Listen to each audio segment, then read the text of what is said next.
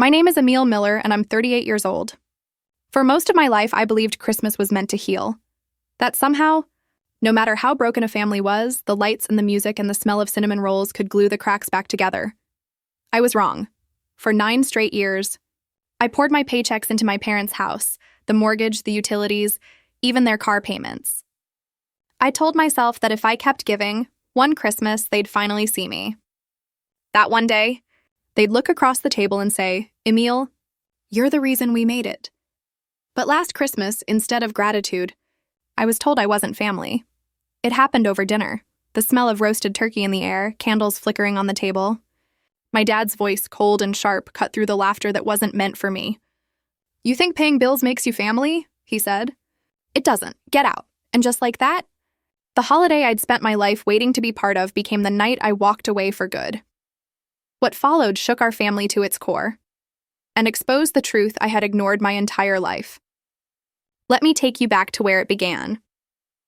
I grew up on the west side of Columbus, Ohio, in a modest one-story ranch with faded yellow siding and a porch that creaked under every step. The house always felt a little tired, like it was sighing from the weight of our unspoken resentments. In the backyard, there was a rusted swing set with one missing seat. The chains groaned in the wind, and the grass beneath it never grew back. That's where my sister Jessica and I used to play, or at least where she played while I pushed her. My dad, Robert Miller, worked at a manufacturing plant for over 20 years. He managed the warehouse floor, the kind of man who wore the same gray jacket every day until the cuffs frayed. Machine oil followed him home, clinging to his skin, and his hands were always rough, like he'd sanded them down on life itself. He wasn't cruel, but warmth didn't come easy to him. My mom, Linda, worked part-time as a bookkeeper for a small law firm. She wasn't ambitious, but she was steady, the kind of woman who balanced checkbooks by hand and made the same meatloaf every Tuesday. Her love was practical, making sure we ate, keeping the lights on, never saying "I'm proud of you," but showing it through chores done and lunches packed. At least, that's how I used to see it. But even then, there was a hierarchy in our home. I was the firstborn, the responsible one, the strong child who didn't need reassurance. Jessica, 6 years younger, was the golden one. Loud, messy, radiant. The one they built their smiles around. When she brought home a C on a test, it was a reason to celebrate. When I brought home straight A's, Dad would nod and say, "Good job, kid," before turning back to the TV. One Christmas stands out. I must have been 12. Jessica was 6. She tore open her presents: a pink scooter, a matching helmet, and a stack of art supplies. The room was filled with her laughter. I remember holding my report card in my lap, waiting for someone to notice the perfect row of A's printed in black ink. They never did. Dad helped Jessica assemble the scooter while Mom filmed it on her old camcorder. I sat quietly, wrapping paper littering the floor around me. That was the night I learned that excellence didn't earn affection. Jessica and I grew up in the same house, but we lived 2 different lives. She was spontaneous, full of stories and ideas. I was measured, dependable, invisible. And when I tried to stand my ground, when I pointed out unfairness, Dad would frown and say, "You're too serious." Mom would add, "She's sensitive, Emil. You can take it." And I did. For years.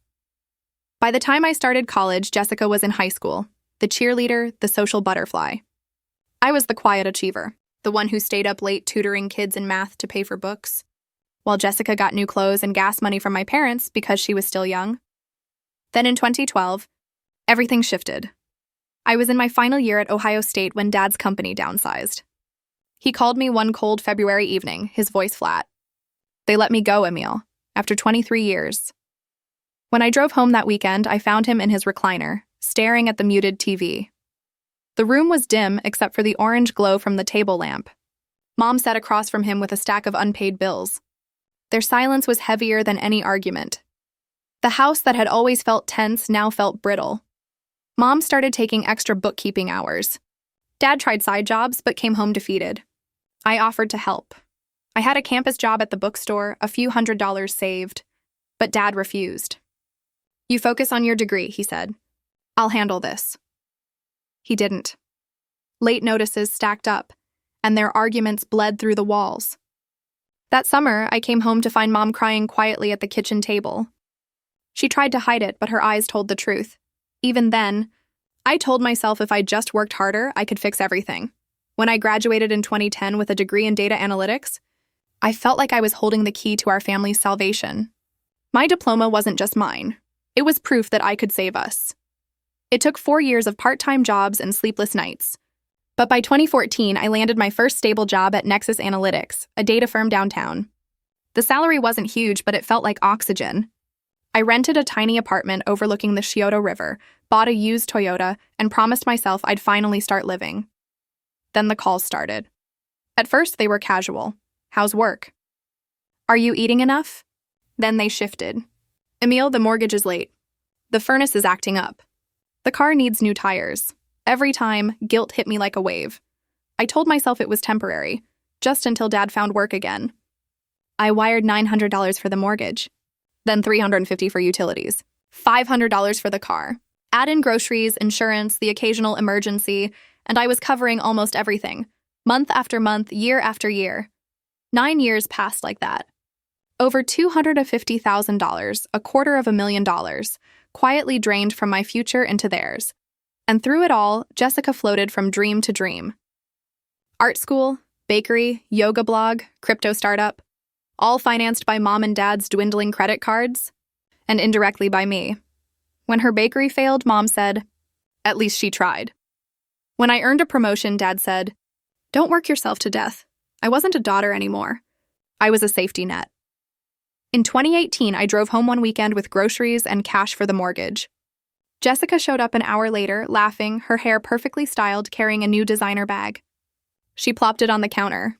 "I'm starting a podcast," she announced. "It's gonna blow up," Mom clapped. "That's wonderful, sweetie." Dad reached for his wallet. "Here's $50 to get you started." I stood there, holding a grocery bag that cost more than his investment. Nobody asked how my 60-hour week went. Nobody noticed the exhaustion in my eyes. That was my life. Silent generosity in exchange for conditional love. One night, my college friend Sarah came over for dinner. She looked at the mason jar on my shelf, labeled savings in Sharpie. Inside were crumpled bills and spare coins. She laughed softly. "That's not savings, Emil. That's your guilt jar." I frowned. "What do you mean?" "You're not saving for you," she said. "You're saving for their next emergency?" I wanted to argue, but her words sank deep. Every raise, every bonus, gone before it touched my account. Every vacation skipped, every plan postponed. All for the hope that one day they'd see me. But I was invisible. By 2024, I was 37. My career was stable. I'd just delivered a major project at Nexus, predictive modeling for a national retailer. My boss hinted at a promotion in the new year. For once, I felt like my life might finally turn. Then Mom called in early December. "Emil," she said, "why don't you host Christmas this year? Our house is so small, and your apartment's so modern." I hesitated. My apartment was barely big enough for 6 people, but I agreed. I wanted this Christmas to be different. Maybe if I gave enough again, things would finally feel whole. I spent $450 on groceries, ordered new tableware, even bought candles and a small centerpiece. For once, I wanted to give them something warm, something beautiful. Then, a few days before Christmas, Mom called again. "Actually, honey," she said lightly, "Aunt Clara wants to come, and Dad's more comfortable at home. Let's just do it here instead." I froze. "But I've already—" "Oh, you can bring everything over. You know how much we love your cooking." I smiled through the sting. "Sure, Mom." Christmas Eve arrived with the kind of cold that seeps into your bones. The sky was white-gray, the streets dusted with a film of snow that refused to melt. I loaded the trays of food into my Corolla, herb-roasted turkey, garlic mashed potatoes, sweet rolls, and a pie I'd baked from scratch, and drove the familiar route to my parents' house. Their porch light glowed like it always had. Warm and yellow, but something about it felt different that night, like a stage light. Not a welcome sign. Dad met me at the door. His first words weren't hello. "Fancy car, Emil?" he said, glancing at the Toyota as if it were a symbol of arrogance instead of reliability. "Must be nice," I forced a smile. "It's just practical, Dad," he grunted, stepping aside. The warmth of the house hit me. Roasting ham, cinnamon, a faint smell of pine. The living room was decked out in garland and gold ornaments. The same old family photos lined the mantel. Jessica in her cheerleading uniform, Jessica with her first art display, Jessica blowing out candles at 21. I wasn't in most of them. And the ones I was in looked like someone had inserted me later. Emil, you're early, Mom said from the kitchen, wiping her hands on a towel. Her hair was pinned up, her face drawn from hours of cooking. You're all dressed up. I've been here since dawn, you know. I just wanted to help, I said, carrying the trays to the counter. She barely looked up. We've got it handled. Just don't overdo the decorations. Keep it simple. I nodded, unpacking my dishes quietly, lining the table with care. Napkins folded like fans, the table runner perfectly centered, candles flickering low. It was my small rebellion, to make something beautiful even when I felt unwanted. Then the front door burst open. Laughter spilled in like cold air. Jessica, her voice, her perfume, her energy, it filled every corner of the house. She waltzed in wearing a long beige coat with fur trim, her hair glossy, her cheeks flushed from the cold. In her arms, a single gift bag, probably the one she'd hand Mom later for show. Hey, everyone, she called, tossing her coat over the sofa. Sorry I'm late. Traffic was awful. Dad's face lit up like a Christmas tree. There's my girl! Mom's entire posture softened. Jessica, you look wonderful. That coat, oh, it's perfect on you, Jessica grinned. It's Prada, got it on sale. I smiled faintly. Good to see you, Jess. She gave me a quick once-over. Wow, Emil, you actually wore red. That's festive. Her tone was the same one she'd used our whole lives, playful enough to sound harmless, sharp enough to sting. Dinner started quietly. For a while, it almost felt normal, the clinking of silverware, the muted Christmas music from the radio. Mom passed dishes around, Dad carved the ham, Jessica talked about her latest project. I'm starting a business, she announced, her voice full of practiced excitement. A vegan meal kit startup. I already have a name, Green Muse. Mom gasped. Oh, I love that. What made you think of it? I was journaling, Jessica said, brushing her hair over her shoulder. I want to create something meaningful, you know? But I'll need some capital to get started. Around 35,000, maybe 40. Dad leaned back. That's not bad. Start small, grow it. You've always been entrepreneurial, Mom nodded eagerly. We'll figure something out, sweetheart. I stared at them, fork frozen halfway to my mouth. Wait, 40,000? For what exactly?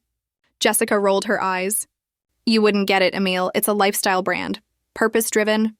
Market research? Projections? Anything? I asked, trying to sound curious, not critical. Her lips curled. God, you're such an analyst. Always picking things apart. Mom set down her glass sharply.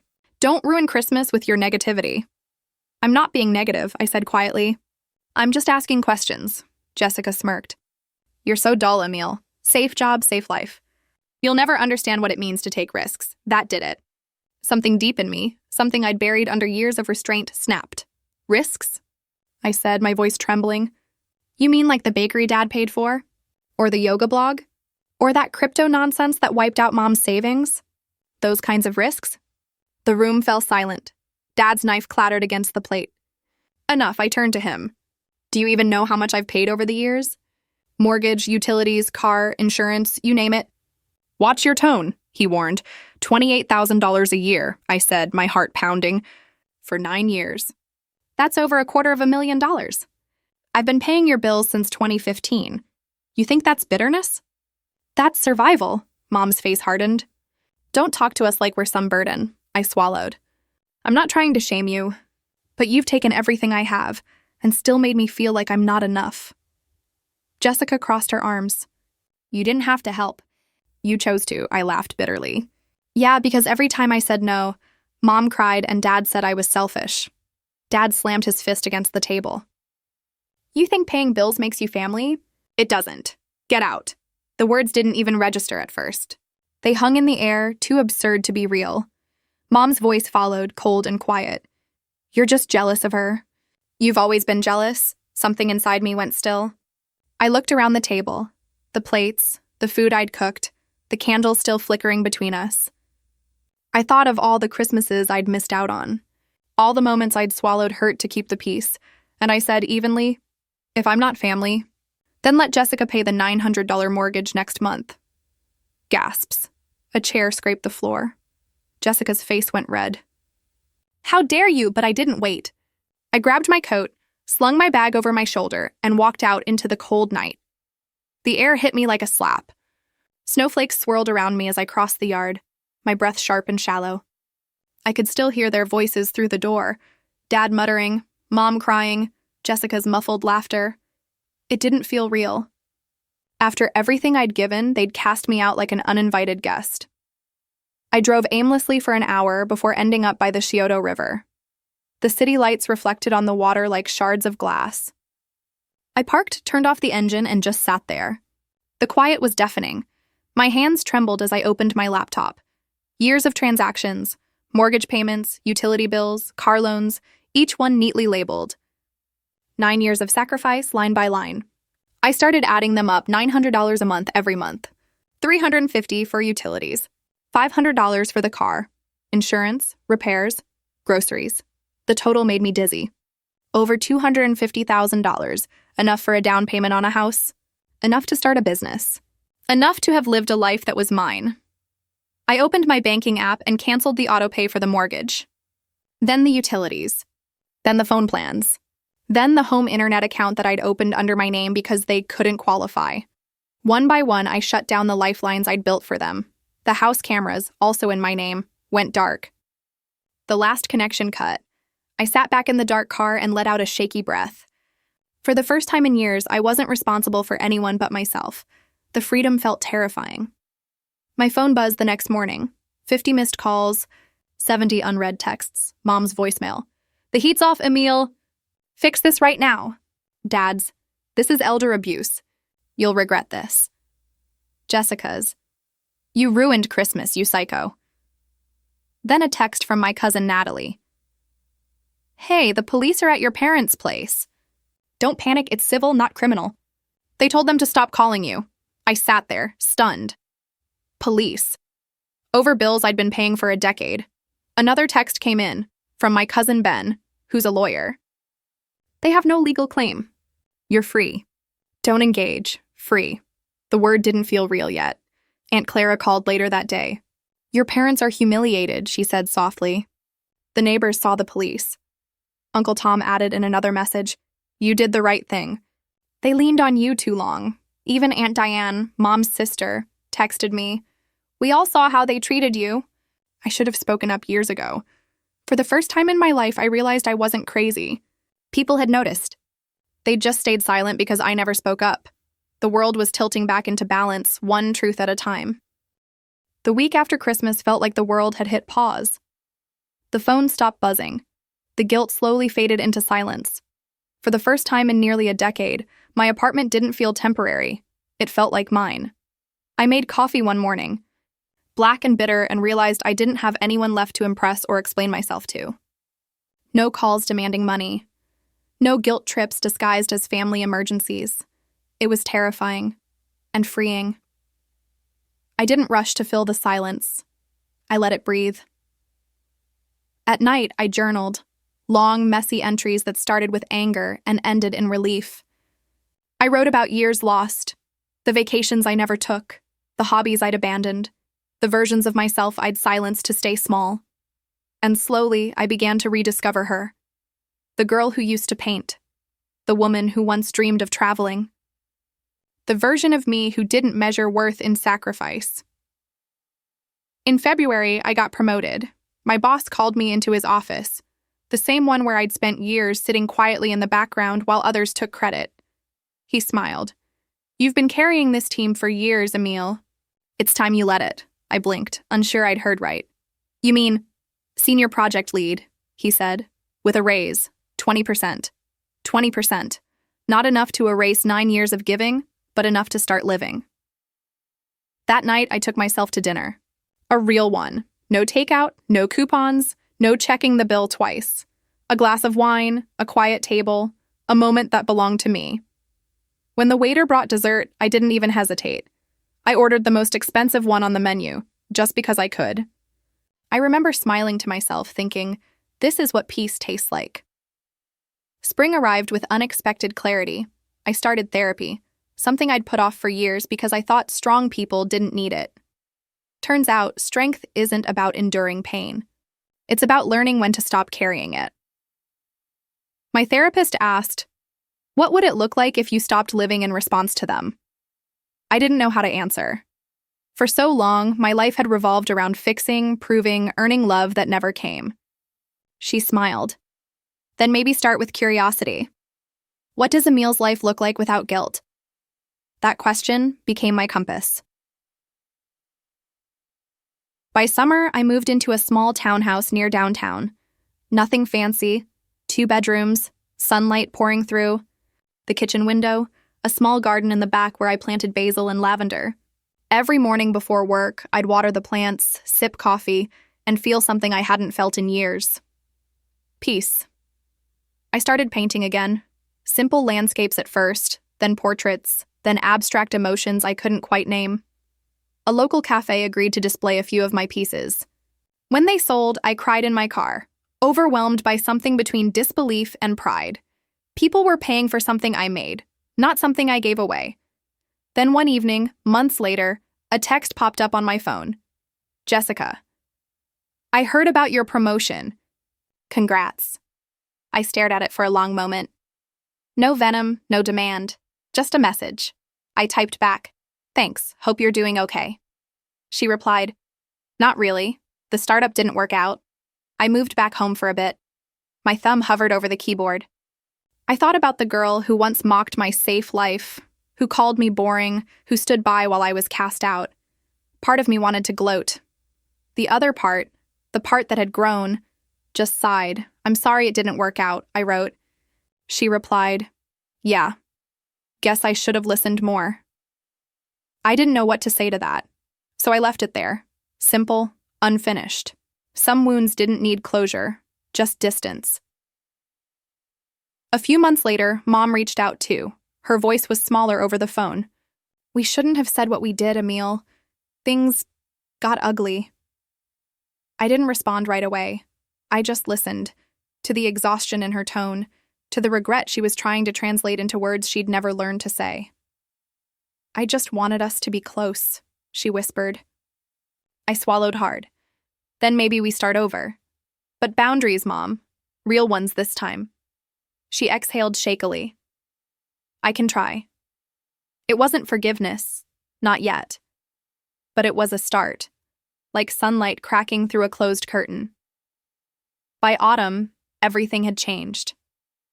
Jessica moved out again, this time to a modest apartment she paid for herself. Mom and Dad sold the house. The mortgage payments had piled up after I stopped helping. They moved to a smaller place near Aunt Clara. We weren't the family from picture-perfect Christmas cards anymore. But maybe that was the point. Sometimes peace doesn't look like reconciliation. It looks like everyone finally taking responsibility for their own lives. I spent that Thanksgiving alone, by choice. I cooked my favorite meal, rosemary chicken, roasted vegetables, pumpkin pie. I set the table for one, lit a single candle, and turned on soft music. There was no drama, no tension, just quiet. Halfway through dinner, I realized I was smiling. Not because everything was perfect, but because for the first time, nothing was being taken from me. I'd built this life myself, and it was enough. A few days later, my cousin Natalie stopped by. "You look different," she said, stepping into the warm little kitchen. "Lighter, somehow." I laughed. "Guess letting go will do that to you." She glanced at my paintings on the wall. "You ever think about telling your story? You know, how you rebuilt?" I shrugged. "Maybe someday." But that night, as I sat down to write in my journal again, the words came easily. Sometimes, family isn't who you're born to. It's who you become after surviving them. The next Christmas came quietly. No invitations, no obligations, just snow drifting against the window and the smell of pine from the little tree I'd bought myself. I hung 3 ornaments.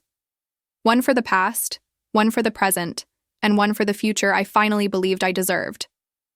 I poured a glass of wine, turned on the lights, and sat back on the couch, and for the first time in my entire life, I didn't feel like the outsider. I felt like I was home. If you've ever given everything to people who only took... If you've ever been made to feel guilty for finally choosing yourself, then this story is for you. Because sometimes walking away isn't cruelty. It's courage and peace. The real kind doesn't come from being loved by everyone. It comes from loving yourself enough to stop bleeding for those who wouldn't do the same. And if you've ever had to rebuild from family betrayal or emotional burnout, drop it in the comments. You're not alone. Subscribe for more cinematic, true-to-life stories of strength, revenge, and redemption. This is The Turning Point. And remember, your peace is never up for negotiation.